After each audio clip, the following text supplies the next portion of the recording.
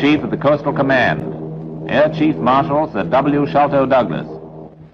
This film has been produced to provide in pictorial form a summary of the organization and scope of the anti-U-boat operations in the North Atlantic of Coastal Command. These operations have virtually been the end-all and be-all of our existence since September the 3rd, 1939. After many vicissitudes, they were crowned with signal success in 1943 and justified in one vital field at any rate, the phrase victory through our power. Although Coastal Command is primarily concerned with anti-U-boat operations, yet it has other activities of paramount importance which interlink closely with its main function. These activities may be summarized as follows. Meteorological reconnaissance. Special squadrons, both in Britain and overseas, flying long-distance sorties and making vertical ascents. These findings are necessary to the planning of all Allied air and naval operations. For preceding every action must come the forecast chart. Air-Sea Rescue. This service, which aids all Allied flying crews, was established in 1941 and works in cooperation with the Royal Navy. Motor and sail lifeboats are dropped. Ships homed by aircraft to crews ditched far from land. High-speed launches sent to those near shore. The result? 1/3 of all crews ditching in the sea have been picked up. Photographic reconnaissance. During 1943, unarmed Spitfires and other light fast aircraft flew over 3,000 sorties to map targets and assess bomb damage. Bordeaux, Heligoland, the Tirpitz, the Bismarck, the Hipper, the Brest, the Ida Dam. Anti-shipping. Bullfighters and Albacores equipped with rocket projectiles, torpedoes and bombs. Their job, to disrupt the enemy supply lines along the Dutch and French coasts. Their achievement, the port of Rotterdam virtually closed, thousands of tons of shipping sunk, and attacks made on E-boats which attempted to interfere during the first landings in France. And now the main story. Coastal Command against the U-boat in the Battle of the Atlantic. The Battle of the Atlantic has never ceased. But as early as 1941, Mr. Churchill stated, I hope you will believe me when I say that I have complete confidence in the Royal Navy, aided by the Air Force of the Coastal Command, and that in one way or another, I am sure they will be able to meet every changing phase of this truly mortal struggle. The first phase, U-boats in operation, only a dozen or so. Their aim, to seal the entrances to the English Channel and the North Sea. Coastal Command at this point has only 19 squadrons, all equipped. Then Norway and France fall, and the U-boats, about 100 now, gain valuable strategic bases. Medium-range coastal aircraft drive them from the North Sea, and so they attempt a blockade of Britain on the west, and nearly succeed. To protect the convoy lanes and the Lend-Lease cargo streaming over them, Coastal begins to operate from Iceland, Northern Ireland, and west of England, and forces the enemy farther out into the Atlantic. Submarine strength, 150 U-boats. December the 7th, and the U-boats swarm to American waters. Their number has soared to 300. For Coastal, this is an interval of expansion and development. For the U-boats, it is a period of triumph. Then, the crisis, 400 U-boats. And during the first 10 days of March 1943, they sink over 600,000 tons of Allied shipping, most of it in a region beyond reach of long-range aircraft. But during this same period, Coastal institutes very long-range aircraft, and from here on, the air battle against the U-boat is offensive rather than defensive. It is the story of that offensive battle which this film attempts to tell. Periscope. Lethal bulk rising from the sea. This is the enemy. A U-boat is conceived and born far from the waters in which it is launched. Individual parts, diesel engines for surface power, electric motors and batteries for submerged running, are built in factories dispersed throughout the interior of Germany and are then shipped to construction and assembly yards along the coast: Augsburg, Kiel, Bremen. Again and again, these U-boat centers have been priority targets for the American and Royal Air Force bomber commands. But although production has been interrupted and impaired, it has not been halted. The U-boats have priority with Germany too. Priority of raw materials, priority of labor. Even now, with factories and yards under repeated attack, it is estimated that U-boats are being produced at the rate of about 24 per month, and that there are at present some 450 of them, of which about 250 are likely to be operational at one time. Aside from the small type used for training, there are four main classes of U-boats. Largest are the 1,600-tonner and 1,200-tonner. The first, a supply boat, also equipped for mine laying. The second, a long-range cruiser. Next in size are the 740 and 500-ton boats. The 500-tonner is a standard type. More of these are launched than any other kind, and more are sunk. The usual duration of their patrol is 6 weeks, and they normally carry a crew of 43, 5 officers and 38 men. No single factor in a U-boat's efficiency is more important than the morale of these men, and recently that morale has become a matter of hopeful conjecture. The maximum surface speed of the 500-ton U-boat is about 18 knots. Cruising speed, 11 knots. Submerged, the maximum speed is about 9 knots. But at this rate, the batteries will become exhausted in 2 hours, and the boat will be forced to surface. At slow submerged speeds, the batteries will last for 60 hours. The deck armament is increasingly anti-aircraft. Quadruple 20mm guns, and sometimes a 37mm. These guns are contained in 2 bandstands aft of the bridge, and are fitted with protective shields for the gunners. The efficiency of all the guns depends on their sensitivity to submersion. In fact, diving puts a strain on everything connected with a U-boat. It wears out the batteries, and it wears out the crew, both mentally and physically. That is part of Coastal Command's campaigning, to make the boats go down often and to keep them down. The other part is to kill them whenever and wherever possible. A U-boat can submerge in 20 seconds. Acceptance trials in the Baltic. Then the first patrol. The U-boats set out. They proceed surface to these Norwegian ports.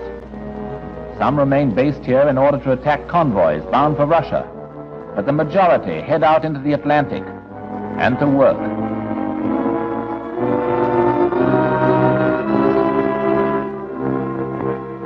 Returning from patrol, most U-boats go to ports along the Bay of Biscay, ports often attacked by Bomber Command. Here the traffic is two-way, boats returning to be resupplied and refitted, others going out to resume their patrols. In these 2 main transit passages, off Iceland and in the Bay, Coastal Command has established offensive anti-U-boat patrols, the most effective single stratagem in the winning of the Battle of the Atlantic. The theory of the offensive anti-U-boat patrol is based on the fact that a U-boat, adopting cautious tactics, cannot travel a distance of more than 120 miles in 24 hours, and that at some stage during this period, she must surface in order to recharge her batteries and top up with high-pressure air. Thus, a U-boat which last surfaced here will have to resurface before it reaches here. A U-boat needs at least 30 minutes on the surface in order to derive even a minimum charge.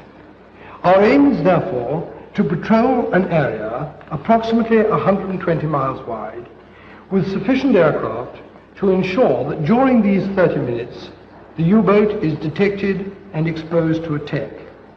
That means, in effect, that every point within this patrol area must be covered at least twice every hour. This is a typical Bay of Biscay patrol known as Percussion T. It is designed for 4 aircraft sweeping north and south, separated 20 miles apart. These aircraft may be drawn either from the same base or from different bases.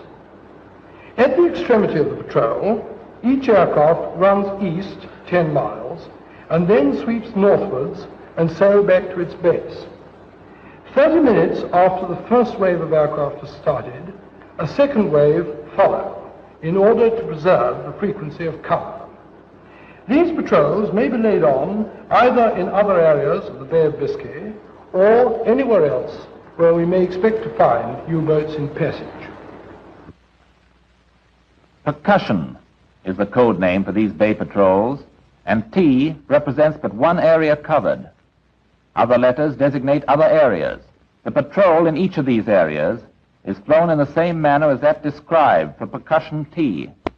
The aircraft used for offensive patrols have developed in speed and range from the Walrus and the Anson, both short-range and now obsolescent, to the medium-range Hudson, now equipped with rocket guns, and long-range flying boats carrying depth charges, the 250-pound Torpex-filled depth charge, which is the usual weapon employed by coastal aircraft against the U-boat.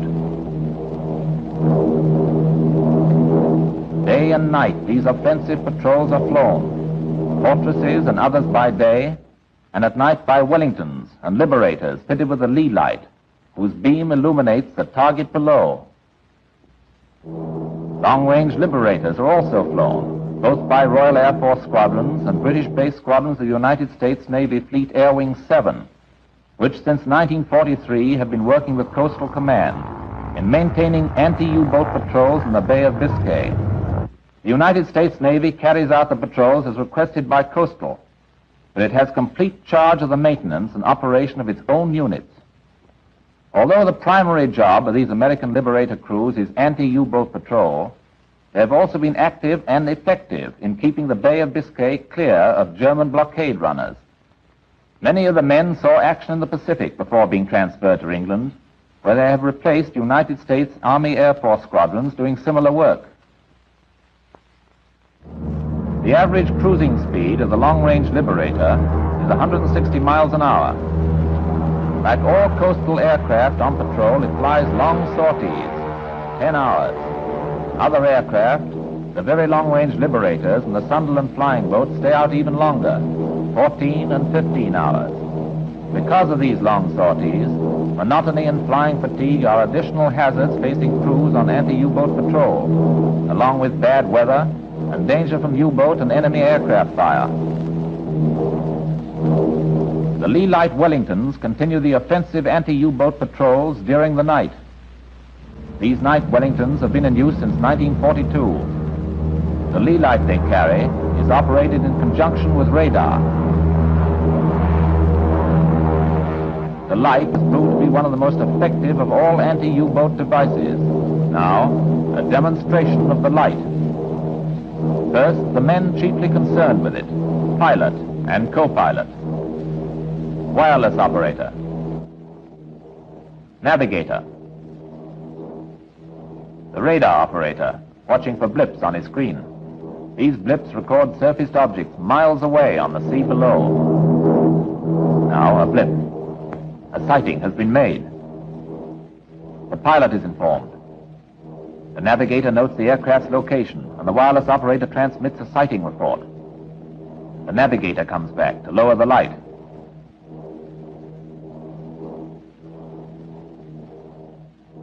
Switch radar off. The pilot now has the course. Down comes the light.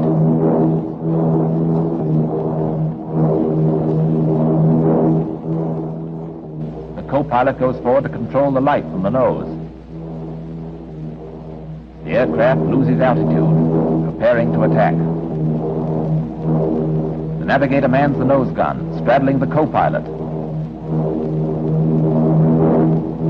A mile from the U-boat, the pilot orders the radar on again. The light is ready to be switched on. The tail gunner is ready for anything. The radar operator now homes the pilot directly to the U-boat. Closer. Closer. Stand by. Light on. Depth charge is poised.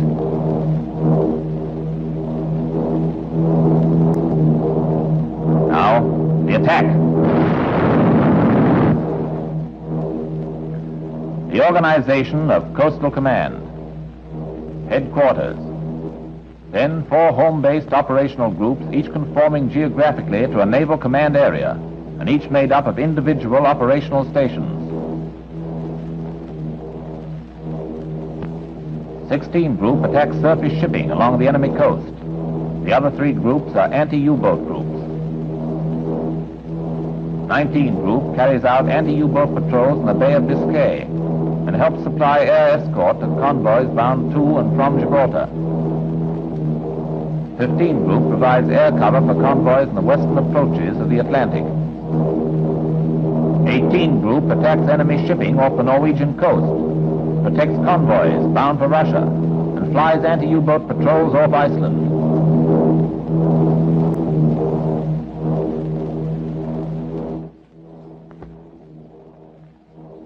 Headquarters, Coastal Command, the mainspring of a vast machine of action.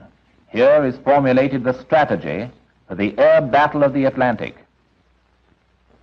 Policies are determined and tactics planned by the Commander-in-Chief and his staff in liaison with the Air Ministry and the Admiralty. The Admiralty estimates where the U-boats are and will be, and Coastal decides how best to get at them by air.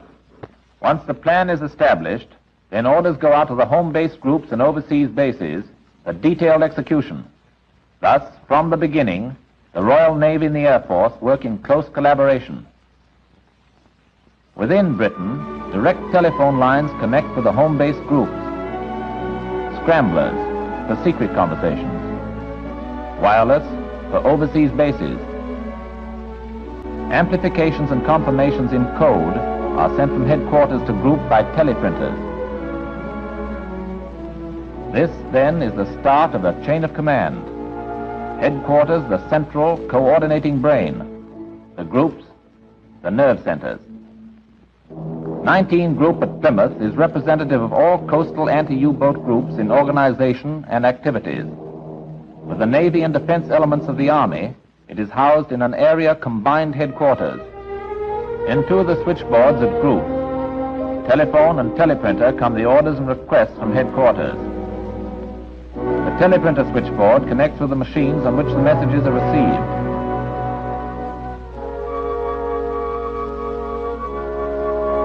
Through pneumatic tubes, they are shuttled to the traffic room, and from there to the cipher room for decoding.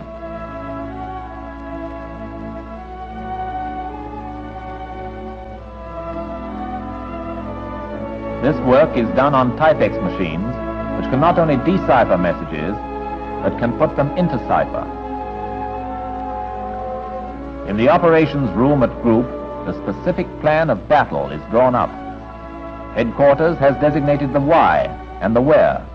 Now Group determines the how. The Commander-in-Chief, Admiral Sir Ralph Latham. The Air Officer Commanding, Air Vice Marshal B.E. Baker. And with them here at 19 Group, the United States Navy's Fleet Air Wing representative. Decisions made are recorded on the Aircraft Movements Board.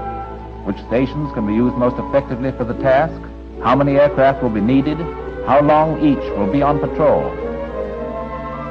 While tomorrow's work is being planned, a running commentary on today's work is kept, plottings of U-boat sightings and of aircraft.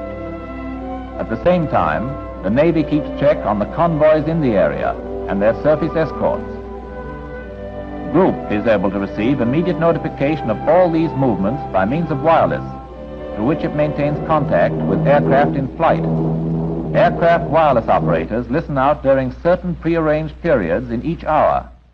They send messages only in emergencies, when U-boats are sighted or attacked, an enemy aircraft encountered. Such messages received at Group are relayed to headquarters. The chain of command continues, from headquarters to Group to the operational stations in the Group. A typical coastal station is St. Evell in Cornwall, one of several 19 Group stations active in covering the critical Bay of Biscay region. During the Battle of Britain, St. Evell was a frequent target for the Luftwaffe. but its operations never ceased. This is a Liberator station, the very long-range Liberator, which in early 1943 finally bridged the mid-Atlantic gap. From the wireless station, messages are sent to airborne aircraft. Transmission is made by the indirect method, so as not to reveal the aircraft's location. The wireless cabin is in the operations block. The listening out watch here is a duplication of that maintained at group, to which the aircraft normally directs its messages. Briefings are held in the operations room. Here, just before takeoff time, a crew enters to receive final counsel. In other words, their own words, to get the gen. All coastal briefings follow the same pattern. The mission today is the patrol of a particular area taped on the map, and, as usual, it is in the Bay of Biscay. The station intelligence officer opens the briefing, indicating the route in and out and the type of patrol to be flown. Now, the enemy airdromes from which long-range fighters may be sent out, and what type they are likely to be.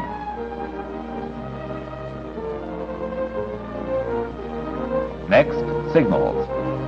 The wireless gen, the Morse call letters for the day, the code word to be used for radio telephone identification.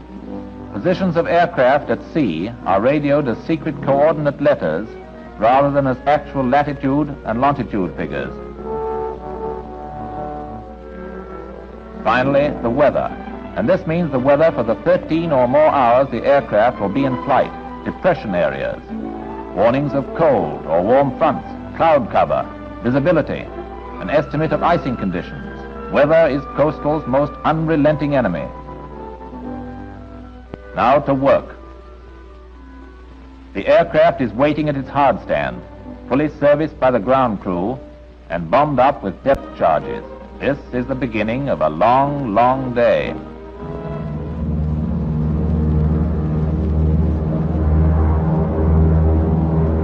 The takeoff. The runway racing past. Start of a 1,000-mile journey. A few miles of the coast are soon covered. The coast is neared. From here on, there will be no identifiable land points, only an endless track of water. Then, over the coast. One last look.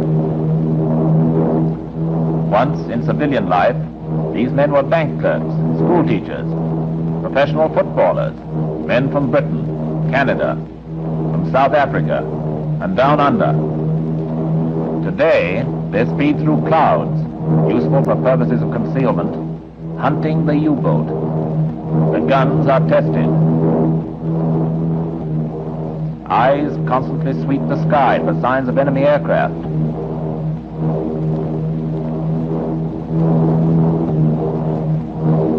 The mid-upper turret, on the watch. The wireless operator, ears and voice of the aircraft, and the radar operator, its long-range eye. These can be aimed at aircraft above or U-boat decks below. Coastal aircraft fly at relatively low altitudes, usually between 1,000 and 1,500 feet. The bombing level is normally 50 feet. The depth charges are aimed so as to straddle the U-boat. Their lethal range is 19 feet, and they are set to explode at a 25-foot depth. Coastal Command overseas, Iceland. Northern outpost of a vast interlinking system of transatlantic air coverage. Coastal has been operating here since early 1941. It uses Meeks Field, the United States Army field, as a secondary and diversionary base. But its main base is at Reykjavik. The normal air approach is from the northwest, over the harbor and the town. The Reykjavik Airdrome was once an undrained swamp, and its broad runway extends to the sea.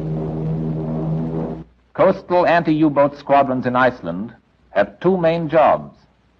They provide air escort for convoys sailing the northern route, and they maintain a permanent patrol over the passage used by U-boats heading out into the mid-Atlantic. Intermittently, over various periods, American squadrons, both Army and Navy, have cooperated in this work. Now, off to a job. And on the job, escorting a convoy off Iceland en route to British ports. Now, Gibraltar. For almost 250 years, Gibraltar has been a British stronghold. Until this war, it has been identified chiefly with the Army and the Royal Navy, guarding its straits. Today, it belongs to the Royal Air Force as well. From Europa Point on the south to the Spanish mainland on the north, the promontory is only 3 miles long and from 600 yards to 1.5 miles wide. But out of this has been created one of the world's great aerodromes. The very name Gibraltar has come to be a synonym for fortification. But today the guns that bristle from its crest are supported by a new weapon of defense, giant radar beacons, day and night sweeping the sky for any sign of approach by the enemy. Bisecting the airfield's runway is the road which carries all traffic to and from Spanish territory, only a few hundred yards away. The problem of physical security is dealt with by traffic policemen, acting in coordination with the field's flying control. But the problem of military security, even with the aid of a nightly curfew, is another and more complicated matter. The field north front was once a sandy plain used as a race course.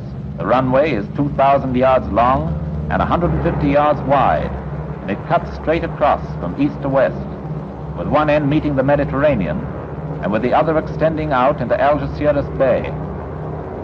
Lined up at north front is Gibraltar's defense flight of Spitfires and Hurricanes, used for short-range reconnaissance and which stand by ready for fighter action against attack from the air.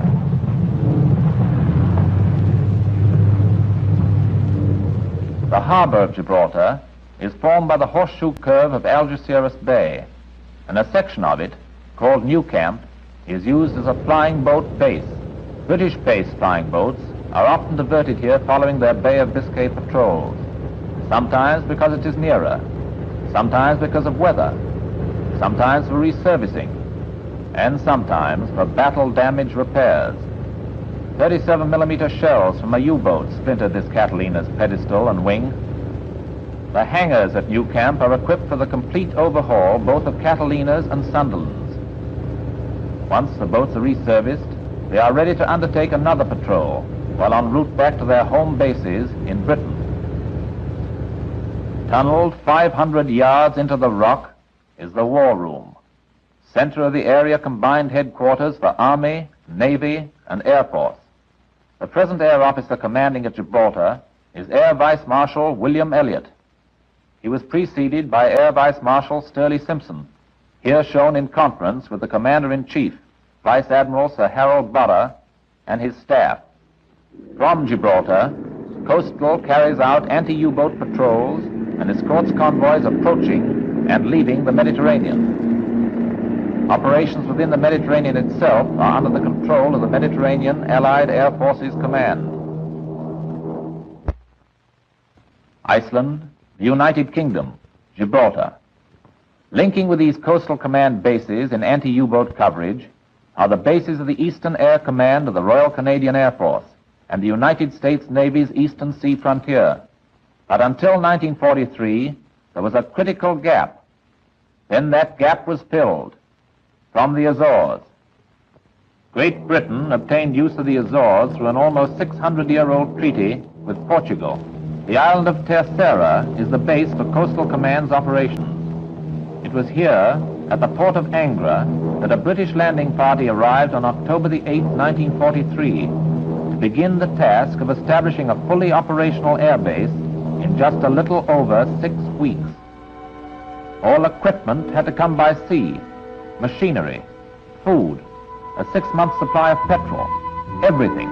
The Royal Navy brought it, and the Army and Air Force unloaded and used it. Near Angra, a base depot was established until the goods could be moved to the aerodrome. From here, supplies were transported to the airfield, 18 miles away. Another important storage point, the petrol, oil, and lubricant supply dump.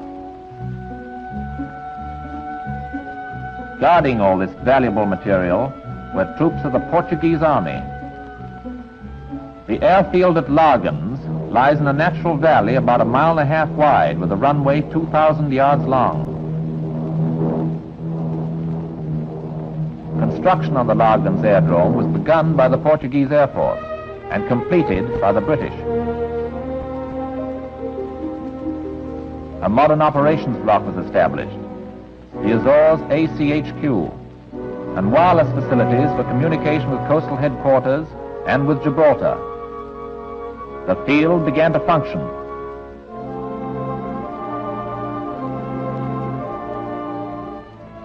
Commander-in-Chief at the Azores Area Combined Headquarters is Air Vice Marshal G.R. Bromett. As usual, working with him is a joint naval and air staff. Senior British naval officer is Commodore R.V. Holt. The aircraft flown from the Azores are Night Wellingtons, Fortresses, and Hudsons. Their jobs, anti-U-boat patrols and convoy escort. Their service hangars, holes in a hillside. The American Air Transport Command also uses the field as a mid-ocean stopover point. A camp has been set up for American Army personnel and another camp by the United States Navy. With the Azores and the aircraft flown from them, the final gap necessary to complete coverage of the North Atlantic by air has been closed.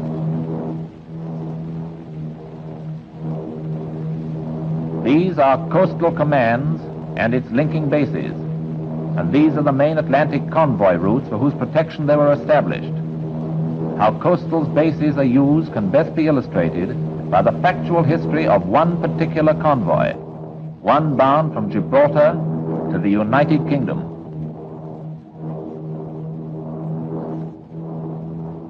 These ships had brought troops and supplies into the Mediterranean, had landed them in Italy, and were now about to return to England to be used in the supply line to France.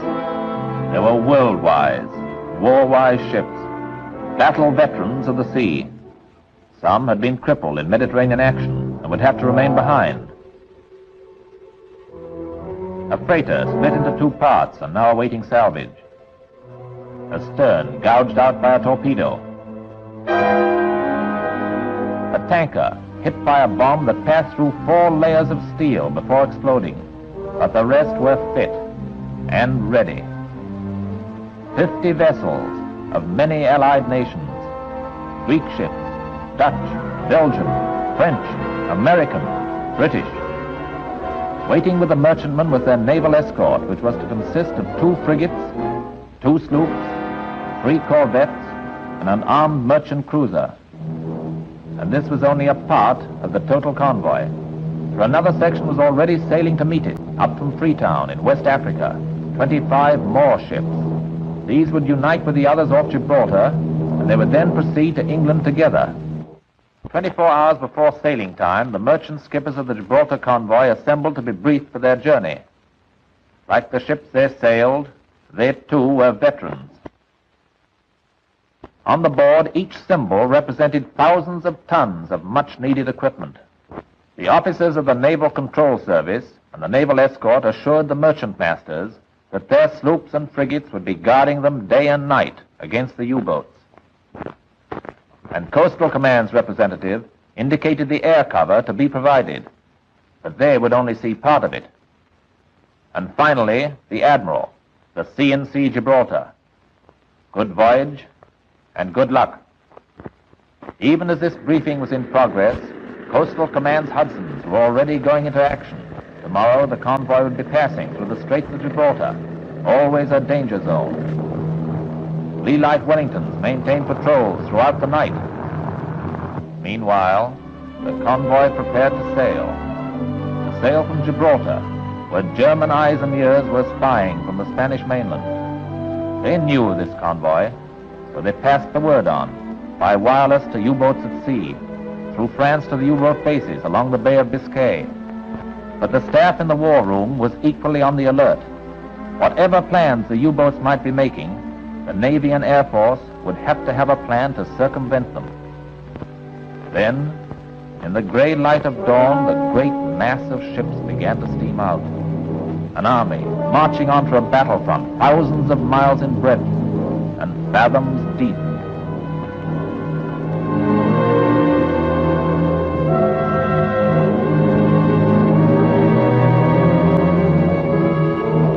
beginning of the journey was uneventful enough. Through the straits, the daylight close escort provided by 2 Hudsons. Then, while the convoys were making their rendezvous, escort by 3 more Hudsons. No U-boats yet. In fact, there was no indication of a U-boat for 5 days, and so no close escort was given. No routine patrols have been carried out both from Gibraltar and the Azores, as well as from bases in Britain.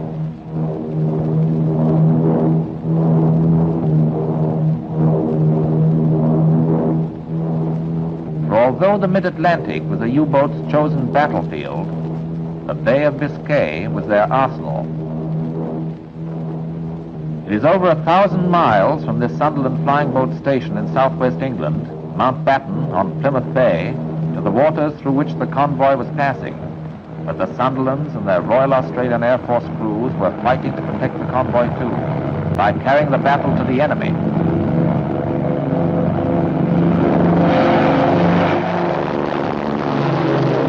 Below them, the Bay of Biscay, and in it U-boats trying desperately to get out into the Atlantic to join the assembling pack.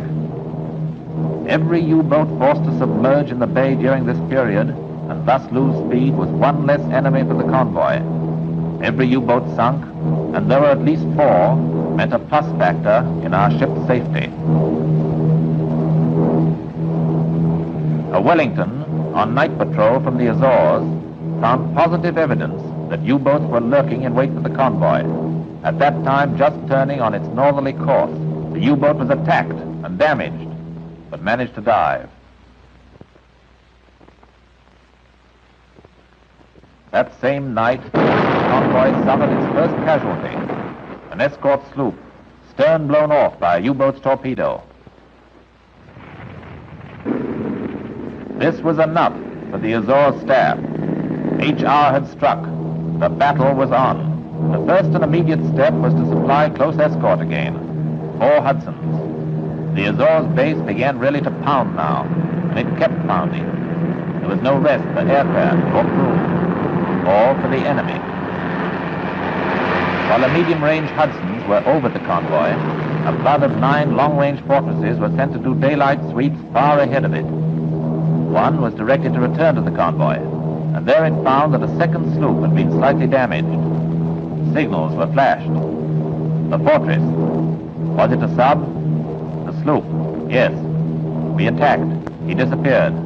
Even before the fortresses had returned, another flood of 11 Lee-Light Wellingtons relayed off to do night sweeps. One was on its way to the patrol area when, at 2:40 in the morning, it had a radar contact. 5 minutes later, it saw a U-boat in the moonlight and attacked it. Thus the second attack on the U-boat, and one later conceded to be probably sunk. The 6th day out, the convoy was now beyond the Hudson's range, but it was still in the danger zone, minus 2 of its surface escorts. So a series of fortresses took over the escort task. 10 fortresses. One sighted a fully surfaced U-boat, but it submerged before an attack could be made. A few hours later, the same fortress encountered and damaged a Junkers 290, the first enemy aircraft sighted in the convoy's vicinity. The convoy was now approaching the limit of even the Azores fortresses. Coastal headquarters, which had been following the battle, began to call on its British bases. The next 48 hours would be the most critical. On the 7th day out, very long-range liberators from St. Evell began to give close escort, dovetailing with the last of the fortresses. There were 12 of these liberators over the convoy at staggered intervals. They sighted 2 U-boats, which quickly submerged and attacked another. 6 U-boats sighted so far, and 3 attacked, 1 probably fatally. The Germans now decided that perhaps their long-range aircraft might be more successful in getting at the prize. So on this 7th day out, attacks were made by no less than 5 Frankfurt 177s at one time, dropping glider bombs, and by 2 Focke-Wulf 290s using ordinary bombs. The liberators accounted for at least 3, probably damaged. Of the 12 liberators, 3 returned to their English base while 7 went on to Gibraltar. But Coastal has long practiced the shuttle bombing technique. There were 2 casualties. 1 liberator failed to return, and another ditched with only the captain saved.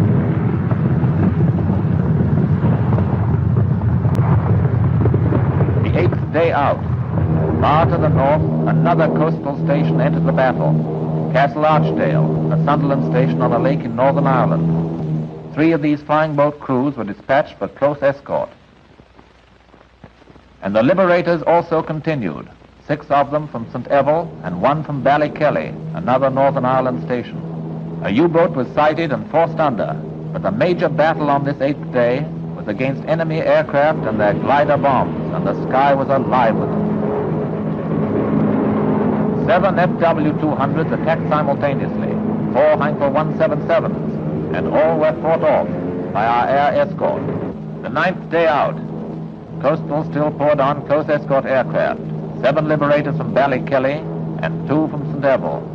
But only 1 enemy aircraft was sighted and attacked, and no U-boats. 12 days after the convoy left Gibraltar, it broke up with various British ports. The battle had been won, and our losses had been incredibly small.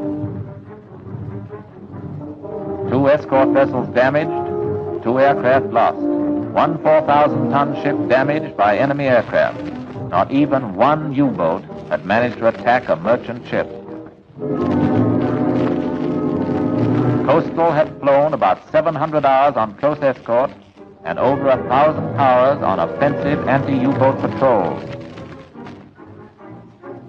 I still rate highest among the dangers we have overcome the U-boat attack upon our shipping, without which we cannot live, or even receive the help which our dominions and our grand, generous American ally have sent us.